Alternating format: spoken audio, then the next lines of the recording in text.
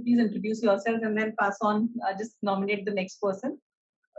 And then you could probably share your journey as to why you decided to join GMP, because I think that's the most difficult decision to make, whether to join a school in India or what was your motivation. So I would request all the alumni to share that, and then part of your journey and how things have been instrumental. And all the aspirants, you can always post in your questions. We'll ask the alumni, relevant alumni, or you can just raise your hand and ask the questions. So over to you, Paras. Okay. Hello, everyone. I am Paras Jain. So, good afternoon to you and good morning to all the alumni who are in the call. So I joined Nyenrode, but yeah, before that, let me answer the question that ma'am was saying, like why GMP and then why Nyenrode. So I was part of 2019 GMP batch and then 2020 Nyenrode batch. So for me, the main confusion was like whether to do MBA from India or whether to do it from abroad. And when I got to know about SPJMR's GMP program, so and I researched about it, the first thing was I came to know about SPJN Global. Okay, so they contacted me, and that was the first confusion, that which is the main SPJN. So that was first thing that was clear. Like, okay, this is SPJMR and that is SPJN Global, and these two are very two different these schools. And I wanted to go to the main SPJN. So that was the first confusion which was cleared, and then I just wanted to take best out of both the worlds, like the India, the MBA, how it is done in India, to know Indian market, how things work here, and then MBA abroad, where things work very differently from India, and you get to learn very different things. So that's why I chose this program, and then why particular Nyenrode for me, because I wanted to opt for a short MBA course, because in Nyenrode it's 9 months after 6 months of SPJMR. So that was the first reason. The second one was the programs which are there in Nyenrode, the student exchange programs every month. Like you get to travel to a different country, work on live projects there, meet different people. The batch is very multinational. So these were the two key things which were there for me. But again, for our batch, COVID just hit. Like in Jan 2020, we landed in Netherlands, and March 2020 there was lockdown. So it was a complete different story. Like all the plans that we had, all the things which we had in our mind were toppled within just 3 months. So, and I'm telling this because even then the experience was not stopped. Basically, everything ramped up. They moved to online classes, so we were still able to have that experience. Obviously, it was affected, but again, the experience was there. We managed to get the internships. It was difficult, but now the situations have changed. Like the market is pretty open. So those were the reasons I chose this program. And currently I am in London. So from Netherlands, I applied to a company in London, got it cleared, and then visa and everything was sponsored. So another doubt that people generally ask, or students generally ask, is how easy it is to move across Europe or to get jobs in other countries. So I think that is not very easy. You'll have to make some effort, but it is not very impossible. Like you can do it. You can get visa sponsored and can land up in a job in a different country as well, and in your preferred domain. You might have to do some extra effort. It won't work like India. Like companies won't come to you. They'll not hire you. There won't be shiny packages. You'll have to really reach out to people, alumni, friends, and build your network. So investing time in network would be the key, I would say, during the time you're pursuing your MBA or master's. So yeah, that's the whole journey.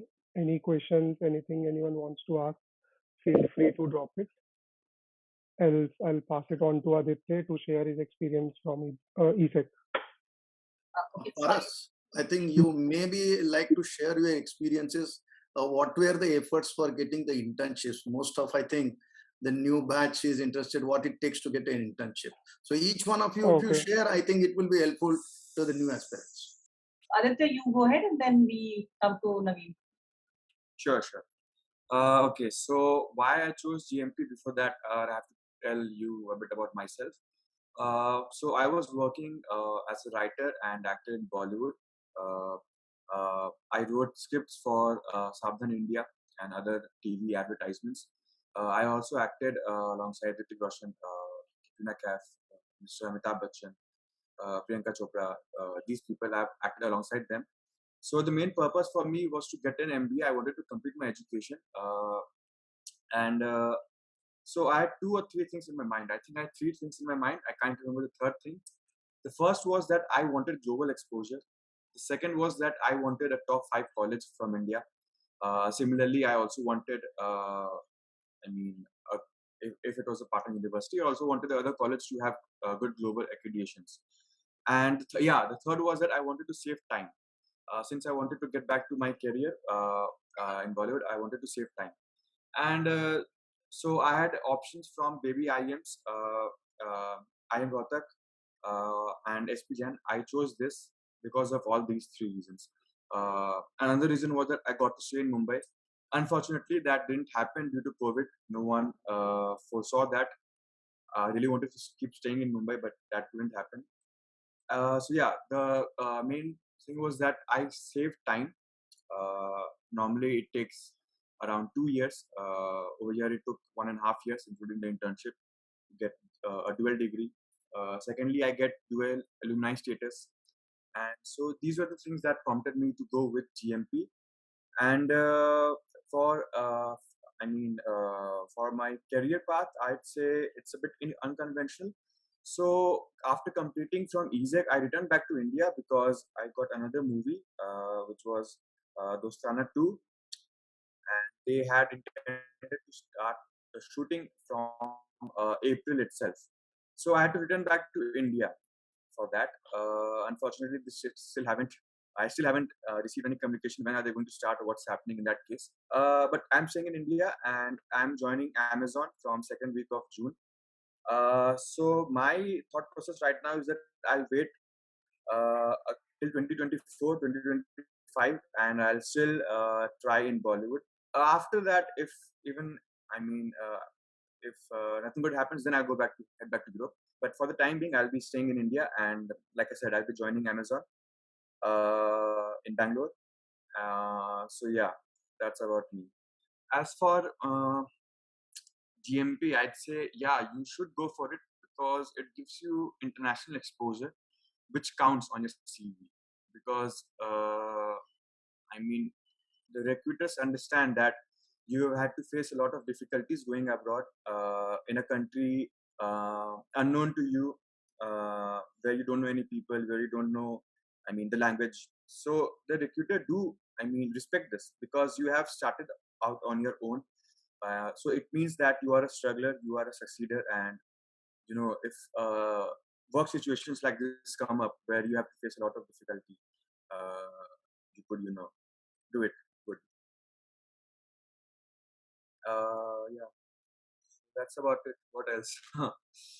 I think yeah, even the fee that I think joining SP Jan, you get a fee waiver. I think. I mean, if I went to IESEG directly, my fee would be higher than if I went through SP Jan. I think that's was another one of those things. Yeah. Thank you. Where you're working, and then take us through your journey as well. So I'm Mainak. I currently stay in Paris. I work for a French tech firm named Electronica, but I'm also looking to switch job environments as well. So I'm looking for jobs in other parts of Europe, something as far as Malta and or something as close as Berlin. So we'll see in the next few months where I start working, where I essentially go. So GMP for me has been essentially following the footsteps of 2 of my friends who are on paper senior to me, but there are people who are childhood friends and people who I have worked with, and they have pursued GMP. One of them was in EBS, Rajat, and the other person was in IESEG herself. So essentially I got the first-hand feedback as well as to how interesting this course was over non-conventional, or rather over conventional and MBAs that take place in the country. Before I joined this program, I knew that the GMP course would be difficult in terms of time management. So that's a skill that you learn while you pursue the GMP course as well, because essentially you pretty much do like 70% of your regular MBA course during GMP. And then, of course, IESEG was one of my preferences, and I came to IESEG as well with a lot of ideas in mind. IESEG would have been expensive if I had gone directly. So GMP, in terms of pricing, GMP was a good return on investment in regards to that, and also the fact that you get to learn, or you get to be a part of the SPJMR family, which wouldn't have been the case if you had joined IESEG directly. And also the fact that to otherwise be a part of SPJMR family, it's difficult through a regular PGDM course. So that, and of course the experience was pre-COVID, and it was really one of the best experiences of my life. Paras can attest to that as well, on how exciting that journey of our life was. Things are returning to normal, so I believe GMP would also be opening up to on-site courses, which is possibly I would want the future aspirants to experience as well. But in any case, I mean, apart from the on-site experience, the education that you get in GM or through GMP is really unparalleled, and that's something you should really look out for. And also in terms of so here's the thing about the job market as well. Yes, you would have to look for internships, or you would have to look for jobs after your internship. Well, most of the cases, you normally would convert your internship into a full-time job if you are working pretty much in a startup or a scale-up. But the competition is much less, and the work-life balance is much better in Europe.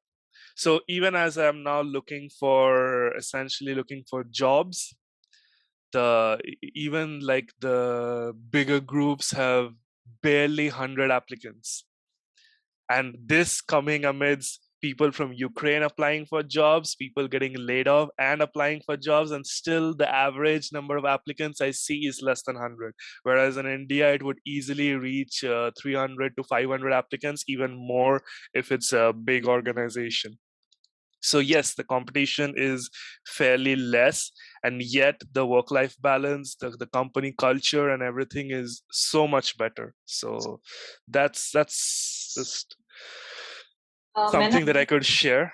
Yes, I would really like you to take them through the journey when you got your first internship, because I think that's what is the most critical part. Once you have an internship in hand, things thereon just like it becomes a smooth ride. But that phase when you have completed your studies, you're doing all those applications. I believe to make a lot of applications before you actually get an internship in hand. So if you just take us through that, please. Yeah, absolutely. And by the time I had finished my studies, it was the peak of COVID. So most of the companies were just canceling their whole internship programs because it was a difficult time for them as well. They were unsure about what to do. I was lucky to have been mentored by one of GMP's alumnus as well. So his name is Pratik, and he has been extremely helpful during that phase. And that's something you get because you are part of this amazing family that people just reach out to you and help you in regards to this. So he helped me out with the CVs, and I had sent out hundreds of applications, I would say. I got a bunch of interviews, and eventually in about 2 months, it took me 2 months, that's true. But in 2 months, I stayed in Paris. I did not come back to India. I stayed in Paris, pushed for it, really hustled for it. And then I had my internship in a French tech firm, and I started my journey with them, and I'm still working for them as a full-time employee. So all I have to say in regards to internships is that, well, situation has improved. Like, the situation is much better now. So you if you look for internships, you're likely to find one much easily compared to what we had, because we don't even need masks in public transport now. I mean, COVID has disappeared from Europe. The war is another story altogether, but it has no impact whatsoever on internships. So situation is much better now. You probably wouldn't take 2 months or more. You probably would get an internship right after you finish your studies.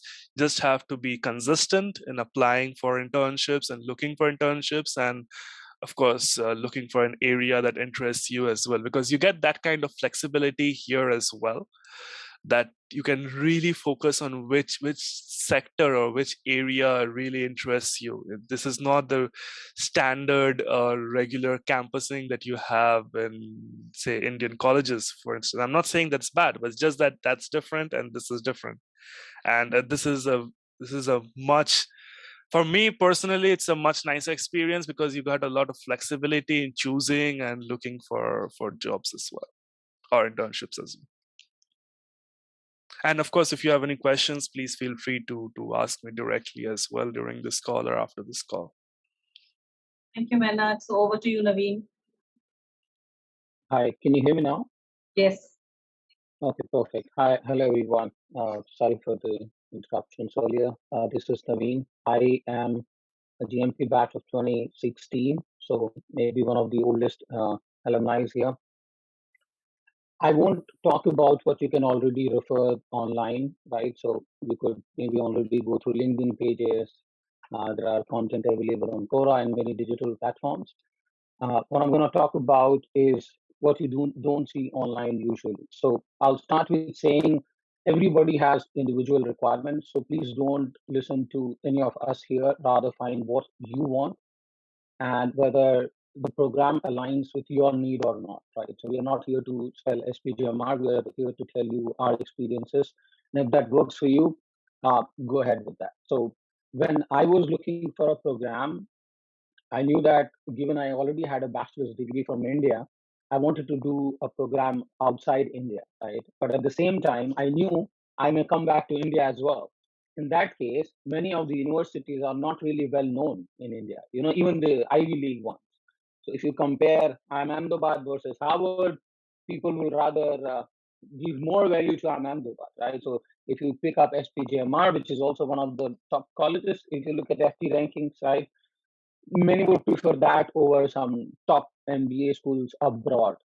So to me, the question was, okay, what program should I pick so that I can have both the leverages, right? And that's where, let's say, GMP was of a great help to me to start in India and then to come to Europe. Definitely, that time we didn't had US universities. When I joined, we had the different, let's say, partner universities here in Europe.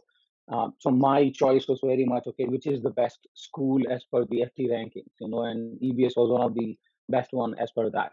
And now EBS is not in the rankings. And I get questions that, hey, is the college bad now, right? So it doesn't become bad just because next year the ranking is no more. It's about the alumni working in the companies. It's about the reputation of the companies. That's how industry works. So that's first. Initial days were very hard. When I had to look for an internship, I had a mechanical engineering background, no experience, and I was looking for an internship in the marketing and communication, rather advertising domain. And the kind of companies we had at campus were L'Oreal and P&G. They all wanted to learn German, so it was really a big pain. You feel bad because first. I didn't had as many internship as many of my German colleagues here. Moreover, I didn't have the language, right? So you really feel bad. And I was like, what's happening here? Your good scores or your SPGMR brand, it doesn't help you to get an internship here. right? What really matters in this culture is relevant work experience, hands-on experience. Can you really do the job? They won't hire you to teach you in most of the cases. Right? They'll hire you to get the job done, even as an intern. And that also shows the kind of responsibility you get. Because when you are sitting and working as an intern, you are not differentiated in any terms. You are just like any other colleague in the room. And you get to even work with the CXOs. You work to work with anybody in your role, whatever your role may require. And that's the best part. Personally, what I enjoy is being working in the headquarters of Deutsche Telekom, which is one of the major telco brand here. Before that, I did my internship and master thesis in Henkel in Düsseldorf. That was also a headquarter. So working for a German brand in the German headquarter globally gives you a very different exposure than working in one unit of one out of, I don't know, 50 countries. They may be working towards, right? So that's the difference you're gonna experience when you work in Germany. And same goes for American companies, right? If you work in the American headquarters than working in Facebook for India, the whole experience is different, right? You are closer to the decision makers, you are closer to the board, and you get to meet with them, you get to talk to them, you understand how things work. So to me, that was important, being closer to where the action happens. And that's what I've experienced. And as the Parliament said very well, that after you have your first internship, things really become easy, right? So you can keep on building one after the other. But let me tell you, when I came, it was very tough to get internships. I knew that if I want to get something in marketing, it was super tough. And hence I realized that digital marketing could be my entry, you know. So I had to take this digital marketing master. I had to pay additional, I don't know, 50,000 rupees back then, which seemed like a big amount back then, you know, and do almost 6 months course, hands-on course where I really learned how do you do search engine optimization, advertising, and really learned how it works, right? And that was my doorway into the internships. And then later on, it was a cakewalk, I would say. Now it's very much about what do I want to make out of it, right? So um, I can move up the ladder here. I can maybe go to the US or UK, as some of us are told. Certainly not easy. You have to be good, but then you have to also keep in mind, no matter how good it looks from outside, there are biases, right? Germany is not an immigrant country. Most of the EU countries are not immigrant countries. They are not used to like the UK or the US, right? So you need to keep that in mind as well. Sometimes you may need to fight those biases among the people and then really work your way out. So I see we are already at 9. I'm not sure how much time we have got, but the initial insights, this is what I would like to give you. So Naveen, if you remember back then we'd come to EBS for an alumni meet and you just finished a semester, you were in a break and you were not sure whether you were looking for an internship. And I remember Naveen mentioning to me that he was considering joining a McDonald's so that he could brush up his language skills. So, you know, from that day, and then you joined Henkel, I remember. You started from there, right? That's true. I think I was not very keen on doing any part-time job, frankly. But then given I was like, okay, maybe it helps. So usually people work in the kitchen of McDonald's, right? I did what, almost, I don't know, 3 weeks of working in McDonald's as a cashier. And it was really a dreaded experience because you needed to speak to German clients in German, you know, and then if you don't understand, you'll be like, why are you here, you know? So it really helped to gain that confidence as well as really speak German. And these are some kind of experiences. I even forgot I did that, right? But you do remember somewhere at the corner of your heart. You do remember those days and how you make out of that. Thank you, Naveen. So over to you, Saumya. So Saumya is the youngest alumni here. She's still studying in Nyenrode right now, and she's doing her MS. So her journey and her reasons are going to be very, very different than the people who are already working. Over to you, Saumya. Thank you, ma'am. Hi, everyone. I'm Saumya. I'm in the MSc Management batch at Nyenrode. I finished my GMP leg in December last year, so 2021. So it's only been, 5 months? And I think everything's been covered by my seniors mostly, but maybe I can tell you a bit more about what we studied at GMP and what we were studying here. So I think in total we do about some 27, 28 odd courses, and that basically covers everything you study when you come here. So it becomes very easy for you to pass courses and, get through the curriculum here. That's definitely there. I think that's the case with the MBA program as well and the MSc program as well. And I think um, Paras mentioned that in the MBA program has study trips to different countries for company visits. For MSc, that's different. We have one company visit, one country visit. For us this year, it's going to be South Korea, Seoul, and hopefully that's gonna stay that way because COVID batches have gone to maybe like Berlin or like nowhere, but we're hopefully gonna go to South Korea for our company visit. And yeah, I think I just want to stress that for me the reason for choosing GMP was that I wanted an Indian diploma as well, just in case I wanted to come back and live there, because SP is one of the top Indian business schools, so that definitely helped. And it's also an inlet into Europe or the country that you're targeting. And overall, it definitely reduces the fee a lot. I think if I were to join Nyenrode independently, I would pay 10,000 extra minimum. So 10,000 euros. So that's something. And the language. If you're joining GMP, if you're trying to come to Europe, please focus on the language. The Netherlands is fairly okay because people switch to English to talk to you. But if you want to work here, then you should ideally learn some basic Dutch or French or German so that it helps you, talk to clients and do all of that. I'm applying to internships now since I've been here for 5 months. I've only started properly applying since last month, I'd say. And it's pretty easy now since companies are really looking to hire. There's a lot of openings there are, and there's they're very open to international students as well. They want international students, in fact. And yeah, I'm already in the last stages of a couple of internship rounds, and I'm still not sure if I'm taking them, but it's fairly easy now. Like, I guess before me, the COVID batches had problems with internships, but right now I think 2 people in my batch already got internships, the finance people, and I'm doing the digital track. So I think I'll get mine probably by next month, it looks like. And yeah, I think overall it's pretty easy. So if you have any questions, let me know. Soumya, again, like right now you're in a phase where you're just wrapping up your studies and internship. So how do you actually go about it? How do you apply so that there's minimum rejections? And like as far as I understand, like you can't dump your CV everywhere. It has to be customized, the cover letter, cover letter and all that. So if you could just talk about that a little.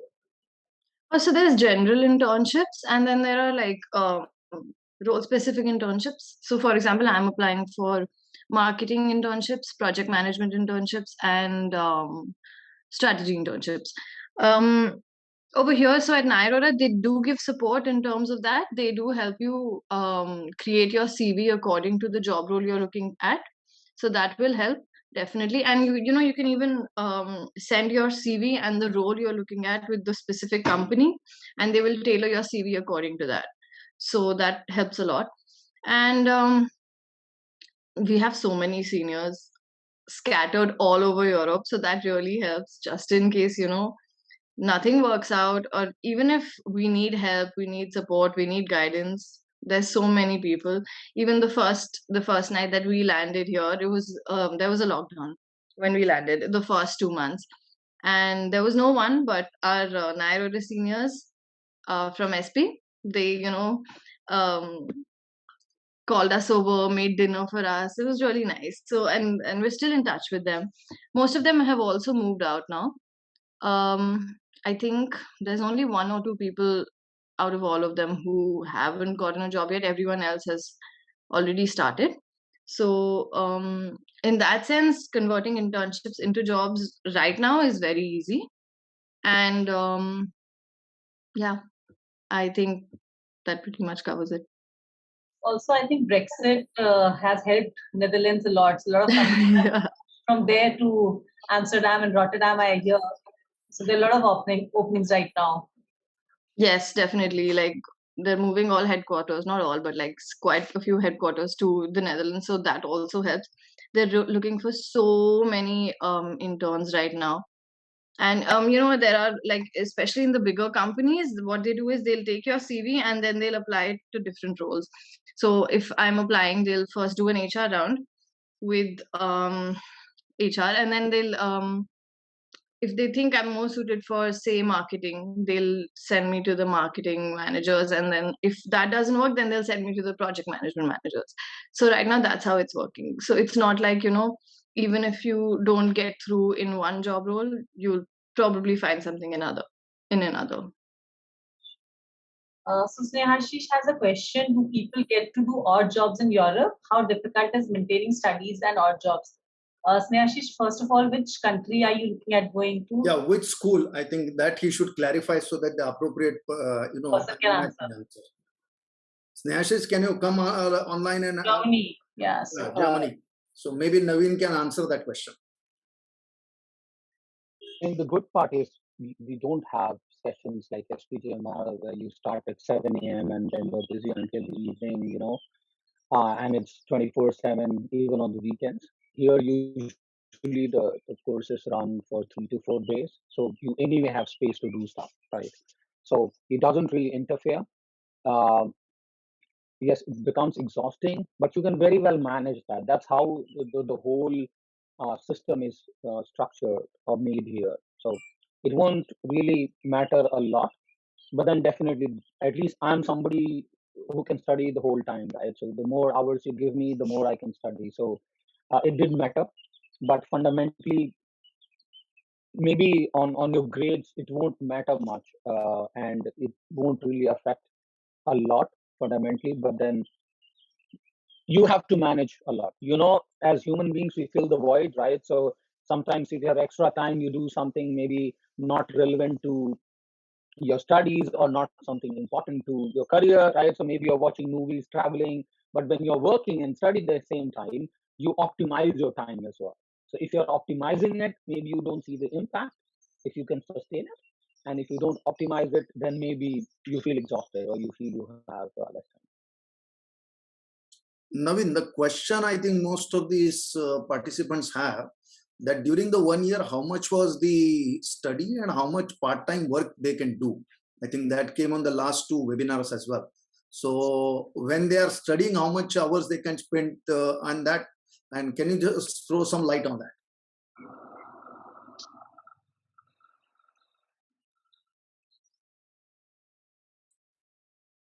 Naveen?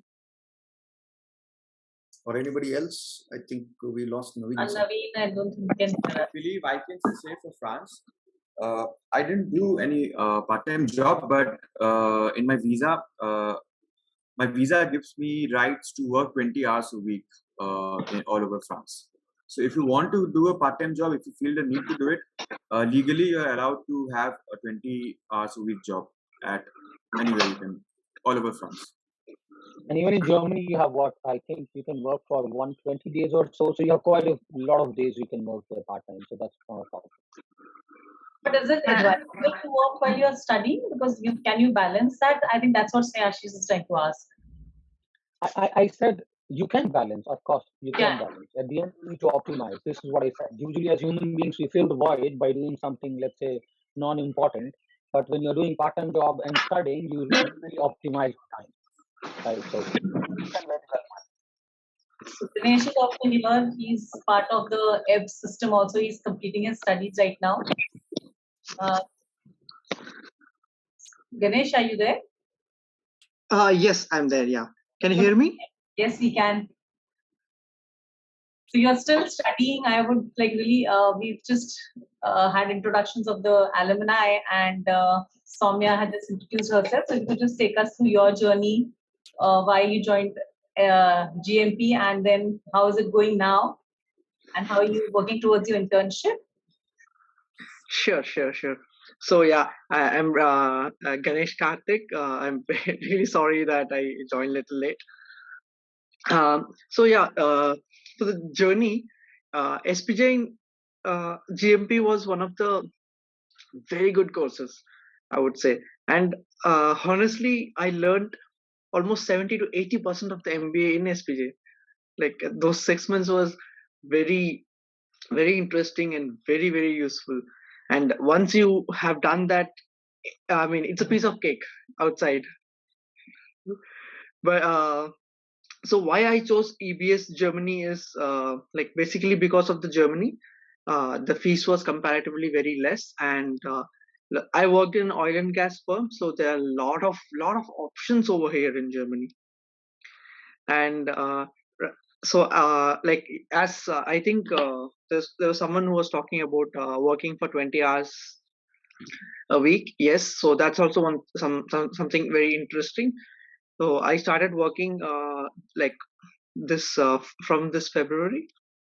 So I'm like a consultant right now, like, and it's going good. Like it's great, like to be a part, and uh, and obviously the attachment towards SPJ is always it's always there, and it's always going to be there.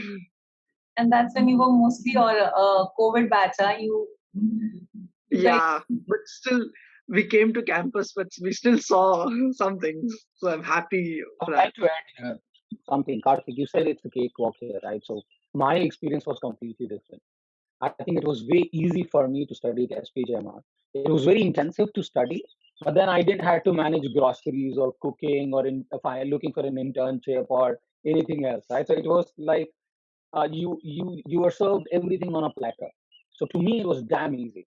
And I remember a senior of mine telling this, and I was like, how come that be possible? Nothing can be harder than what I'm experiencing here in SPJMR. But when I came here, I realized what she meant, right? So while you are doing the household chores, you're applying for internships, and you may be feeling homesick. Uh, you're doing everything here in addition to studying, right? And Yeah, frankly, I don't know how many that's of you true. felt. I That was I like, I meant I was focusing on the study part. The other things are obviously it's going to be really difficult to manage your time and everything, but focusing on the study yeah, part, it is comparatively easier. But obviously you always have like initially you always face the problems, climate, weather, and like you have to adjust to everything. So I think yeah. and maybe one more part regarding the working student, right? So if you want to do a working student or part time, don't think about working in McDonald's also, right? Build hard skills so that you can do working students in a company. You may do, let's say, a part time in XYZ for a month or two, let's say, but that should not be even required. If you're well prepared, you can very well apply for working students even from India and get a working student here. Don't even think about like some odd part-time jobs here, frankly. I had no relevant experience, frankly, zero. I just worked in a power plant for a month or two for a project. That's it. But if you really have some sort of concrete experience which you can sell, you can easily get working student here and you can earn pretty well. I think there is one question related to Lohit. Yes. Lohit, can you unmute and ask the question? And then, of course, I will ask Snehashish again to ask the question. Lohit? No, so he's just written that so he can't unmute himself. Just unmute myself to ask the question. Hi. Can you ask question, bro? Yeah. Can you hear me? Hi, this is Lohit. Right. Yes, go ahead. All of my questions are it's going to be towards Nyenrode itself, Netherlands. So the first one being related to the job market. So from what I can see, the job market is doing really well, especially for what I'm looking for. But my question is around the work sponsorship. So I see that Netherlands has a list of publicly recognized sponsors, right? Now, when you're applying for internships or jobs, do you only apply to companies that are on this list, or is it possible for you to apply to companies that are not on the list as well? So that's the first question.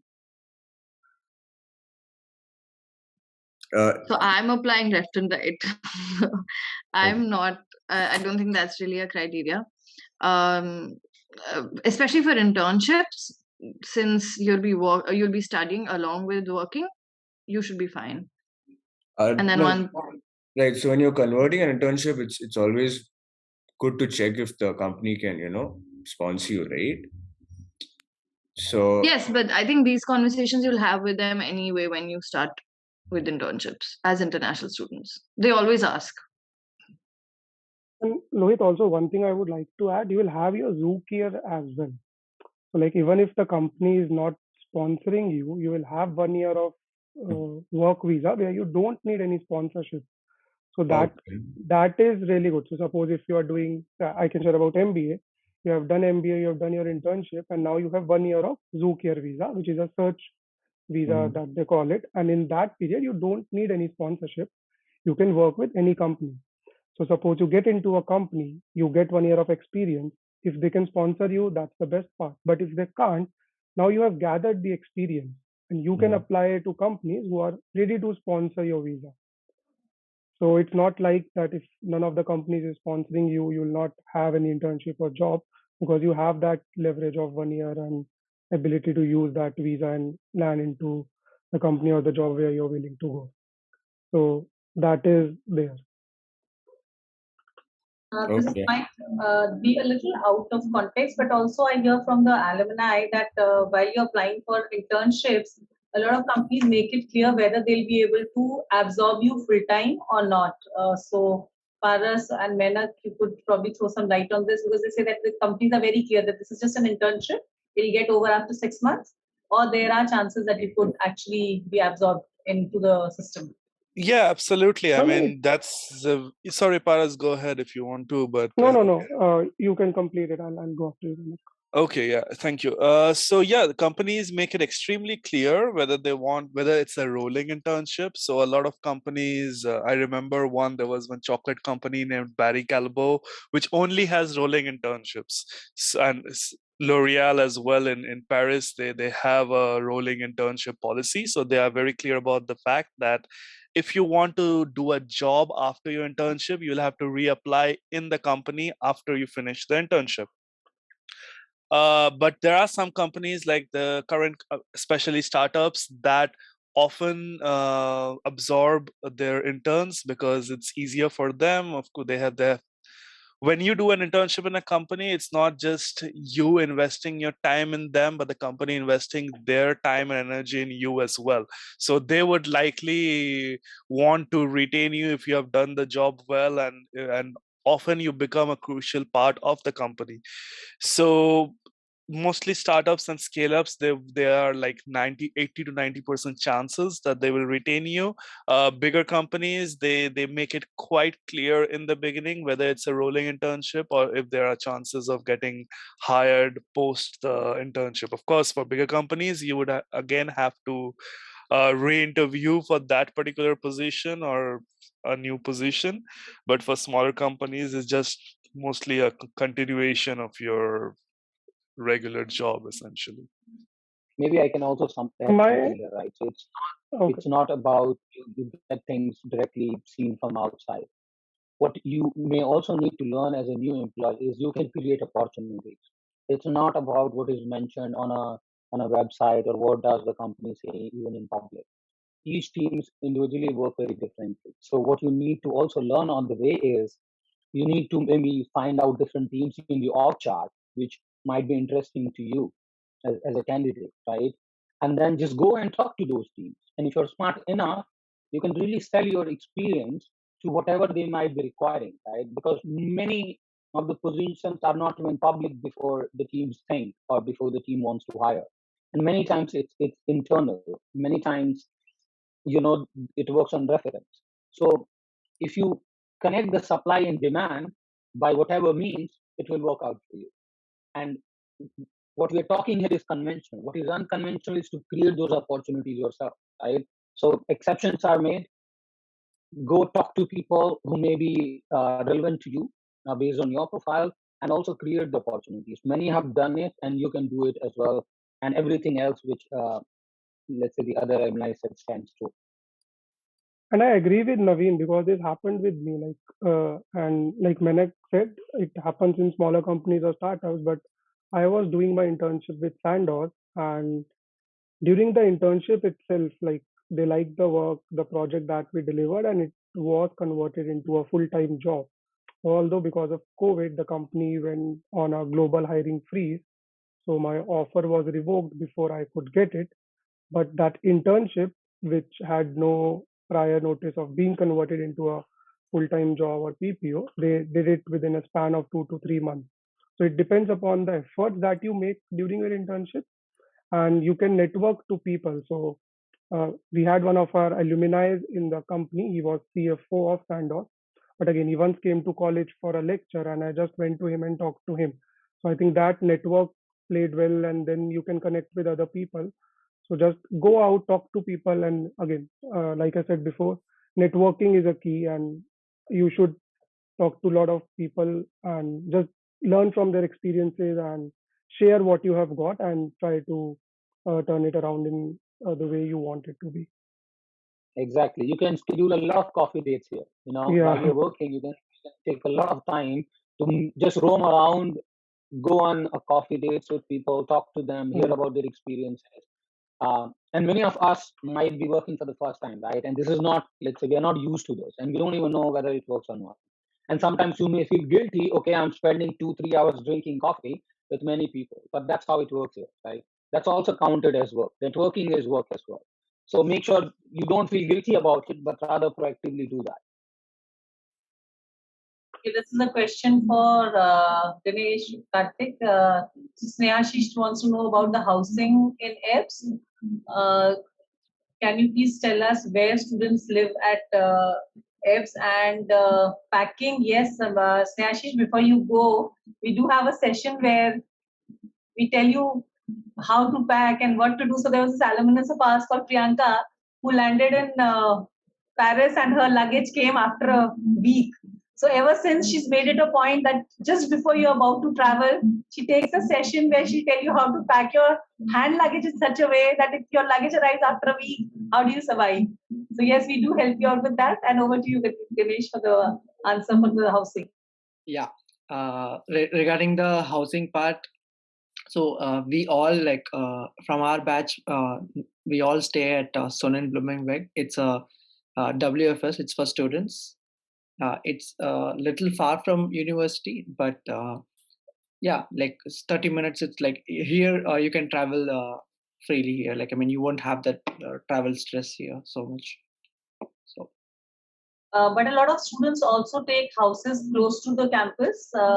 yes, there are students who take close to the campus. For us, it was hybrid. So even the professors, some of the professors did not be in campus for a long time. So like only maybe once or twice in a week we had to go to campus. But I think if it is right now, from the next semester everything is going to be offline. So yeah, if they take a accommodation near the campus, it's obviously going to be very good. But the only problem there is the facilities near the campus are very less, like accommodations in that area, and also it's going to be a little expensive. The place where I'm staying is 314 euros per month, and you might get accommodation there at 450 or 500 euros. So that cost difference is going to be there. Also, I think Peace Garden is much more happening with it's a live place. Yeah. So otherwise, places near Ostrich-Winkle are a little more for senior citizens, I guess. So if you want to do anything, you have to come to the place where these people are staying, and the train connectivity is very, very good for the campus. And there's a bus flying, if I remember well. Yeah. So traveling is not going to be an issue at all. Yes. So Ayush, so anybody who can answer this question for me wants to know. I'd just like to add one more thing that traveling is not going to be a problem anywhere around Europe. I think Paris government, what we in India know as municipal corporation. So I think they have made it a point that you can reach wherever you stay in Paris. You can reach a public transport system within 5 minutes of walking. That's a fact. So I read it somewhere, and it's true actually. It's not just on paper, it's true. Wherever you stay in Paris, I think one or two modes of public transportation will be accessible to you within 5 minutes of walking. So public transportation in Europe, I'd say, is very, very efficient as compared to India. So traveling isn't a problem at all. It's not going to be a problem for any one of you. It's very efficient in Europe. Naveen, one of you, please feel free to answer the question on language. Any tips of working on the language beforehand? So Ayush, while you are here at SPJMR, we will have language classes for you. It's going to be 2 hours every morning, Monday to Friday. We try and get you to a level of A2 language. And after that, it's up to you to practice. So I think after 10 days of the session, you can actually start conversing with each other and practicing the language. Language is not something you can sit last minute and revise and manage with it. So you have to practice every day. I think Saumya and Karthik can comment more on that because you just completed studying and probably you're still studying the language in your partner schools. I would say that it's a very good opportunity in SP Jain to study the language. Like you can focus completely on that language because it's going to be very important for the survival here. Every job requires a minimum level of German because you need to communicate wherever you are in Europe. You need to communicate the local language to get most of the jobs. There are some jobs where you can get it with English, but 90% of the jobs require German or any other European language wherever you stay. So the best thing is like you already have, if you're enrolled in SP Jain, you will be going through 2 levels. And then once you come to EBS, again, you'll be going through another 2 levels. So if you concentrate really well, A1, A2, B1, B2 will be done for you, like in the entire course period. So you will be, and also you'll be exposed to the working culture, like when you're doing working student. It's going to be a little difficult in pronunciations in Germany and the way you learn in India, but you will understand the words. That's all. Like you can understand everything, and when you talk more, when you interact more with people in Europe, then it's going to be it's difficult, but it's not impossible. So language barrier is always there, but if you work hard, you can succeed in that. It's a little different in the Netherlands in the sense that the level of English here is a little higher because they've been studying it since they were in school. But and it's okay, even if you don't know Dutch that well, it's fine if you're working for an international company and even in general. But you should learn Dutch for social interaction because they will talk to you in English for a while, but then they'll also switch back to Dutch, just like we switch back to, our languages. So that's something to remember. So, if you're planning to stay here for a while after completing your studies, learn Dutch. I know these are morning classes at SP. It's going to be a little difficult since you'll be sleeping at 3 or 4 or 5 in the morning and then waking up for class. But please do it. It's important. We also took it a little lightly, and now we're really bearing the brunt of it. But it's okay. I think it's still fairly easy to get the hang of it if you just do those classes regularly, properly. That's literally all I would say. I would just like to add on one thing here. The trainers who come for the language, they actually, so knowing a language and being able to teach the language, there's a difference. So these people are experts. They've been trained to teach the language, and Karthik and Aditya and Saumya, all of you, Paras, will vouch that all the teachers, they've made it very easy for you because they're able to explain it to you in Hindi, English, and Dutch. Whereas initially, at least in Germany, we've got this feedback that the trick, they are only supposed to be talking in German, so understanding the language becomes a little difficult. So if you can make the maximum out of it, the basics will be very, very clear. They try and get all of you to the level where you can at least go and order your food or read for your transport and all those basics, and then it's up to you. And these days, I'm sure you can always take permission and record the sessions. Also, otherwise, there's so many apps where you can learn the language. I don't know how helpful it is. The ones who've learned could probably comment on that. Also, just to add, Nyenrode is thinking of providing Dutch language classes to all internationals. I mean, it's in the works, but that should also help for, B1 or B2 or whatever. But at least try and finish till A2 while you're in GMP. So, Paras, I guess you guys had language classes in Netherlands, right? No, ma'am. We only had Started it in between, and then COVID it came crashing. Yeah, for us, I think it was again in discussions. We had no language classes, but again, whatever we learned in SPGen was at least a good starting point to come here and interact with people. Because, like Saumya said, Netherlands is more diverse, so you don't really need language even if you go out like that much compared to Germany or say France. But again, at least we'll learn the basics, because in SPGen also you'll have to clear the exam to get the credits.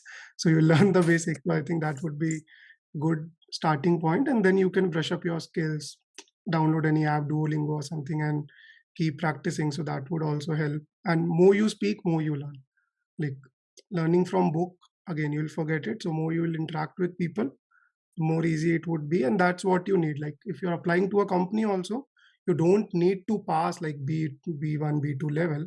You should be fluent while you are conversing with them. You should be able to gel up with your employees, who are your colleagues who are there. So that is important. If you can converse well, I think it's fine, even if you are not scoring well in language per se. So the aspirants were there on the Zoom call. If you have any other questions, because Dipali, one more question I think I would like to ask, because that came on many on the interviews. When does the internship period starts, so that there is an earning potential starts if you are at that 12 months MBA period in ABS? Maybe Naveen, you can answer that question, because that was coming on the interviews number of times. So usually that's in the summer break side. So let's say you join around January, especially when we used to join. I think from May or June you can start doing the internship until August or so. So it's usually in the summer or winter breaks when you can do the internships. So moreover, after 6 months, after 6 months, right? No, I would say 4 to 5 months. Because in internships, what is generally the payment people get? That was another question. The payment may vary from, there is something called as brutto and netto here in Germany, right? So gross and net pay. So your gross pay may be somewhere between, let's say, 1,000 euros to 1,500 euros or so. So you get somewhere, let's say, in hand, you can get somewhere from 800 euros to 1,300 euros. I have heard some exceptional cases where people say I make 2,000 euro a month, but at least I haven't found that to be true. Yeah. Thank you. I mean, that will be very to comment on that again. So, like, I mean, when you meant earning potential, you mean earning potential as in like you can. So there are a few students I have seen who start from day one. Like I mean, they just come here and they search like as quick as possible, and you don't get an internship, but you get a working student. So there is that again earning potential over there. So the difference between working student and internship is working student you have to work 4 hours a day. Internship you'll be able to work 8 hours a day, as he said. Like people do it in a summer break where there is no classes. But earning potential you can start as early as possible. When, like, I mean, if the student is very interested, they can just come and make resumes. The university will help you and just quickly apply through LinkedIn, or there are a lot of other websites here. So you can. That's a good point, Karthik. Yeah, and like that's why even I said, right. So working student you can get from day one, and sometimes you get more. You get paid more for working student than the internship, right? So that's weird, but that happens as well. So just don't think about internship would pay you more. So good one, yeah. Thank you. That is very useful. Any other questions? Please feel free to just unmute yourselves and ask, because you won't get this opportunity very soon again. Just to tell you, once you've joined the course, we'll of course have sessions with your alumni where they'll guide you as to how to select your electives. Even the partner schools will have sessions with you and they'll help you out. as you come closer to the visa, they like, when you apply for the visa, the seniors will guide you how they did, what they did, and what to do, what not to do. Same with housing. Around October, we'll have we'll connect you. And I've seen that, if somebody's moving out, if they have a house, if somebody's taken a flat in Mines and staying, or they're moving out, so they just send us a message saying, there's a vacancy, a flat is available for 6 months or whatever. So it gets very easy. And the place where in Wiesbaden, the housing campus that Karthik is staying in, I'm sure you have one, every floor at least has 2 to 3 students staying. And your seniors must be your upstairs or downstairs neighbors. So that is very, very easy. So we guide you through the whole process. But that's going to be only once you enroll and you're part of this that journey. So then we're going to help you out, get forward from there. But to decide to be part of that or not, this is the opportunity where you can ask the questions and kind of make up your mind. And if there's anybody who wants to connect with any of these alumni, please, you could take their details, connect with them. But please be mindful of the time difference and also of the extra work that they have there. They have to cook for themselves, wash for themselves, and all that. So, Paras, you've worked before you joined the job there in UK. So, if you could comment on working in India versus working in Europe. Yeah, sure. So I worked in India then for around 3.5 to 4 years. I was in consulting. Then while I was doing MBA, I did an internship in it was consulting only, but a little different. It was more towards analytical consulting. And so in Netherlands, I remember in one of our meetings, it was on Friday, it was 3 p.m.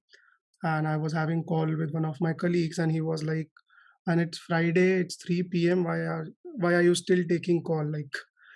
It seems like you guys are really hardworking. And I was like, okay, fine. I'll not schedule any call on Fridays from now on, which is very much different from India. Like India, you work a lot more. Work-life balance, it varies from company to company. It's not like all the companies, they don't have work-life balance. But yeah, it does vary. Here, people do respect your time and uh, would encourage you to take leaves and spend time with yourself, with your family, go out and do other stuff. So work life is one thing which is pretty much different in both the countries.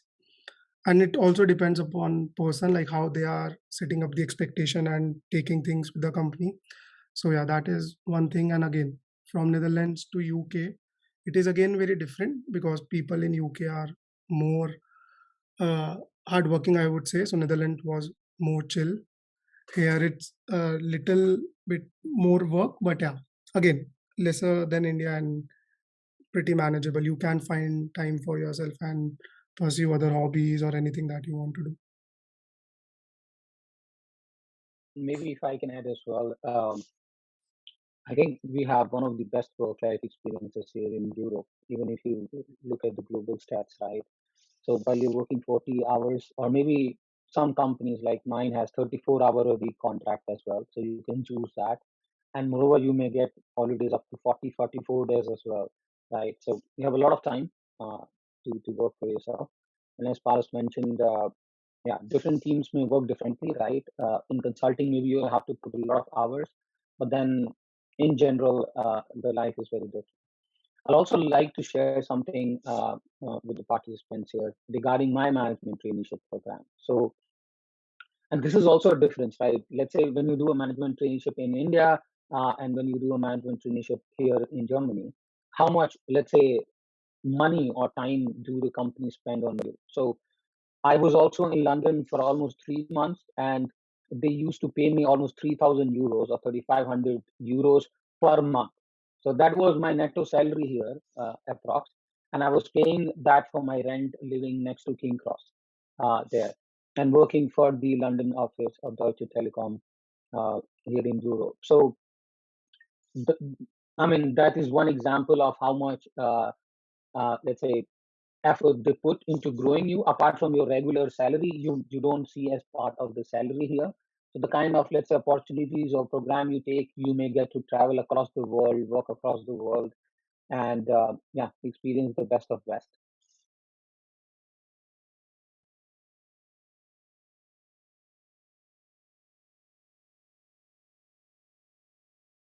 Any questions from anybody? There seems to be nothing in the chat.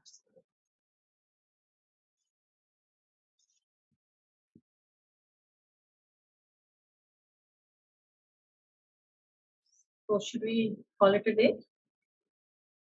I think I would like to thank all our alumni for coming early in the morning, waking up.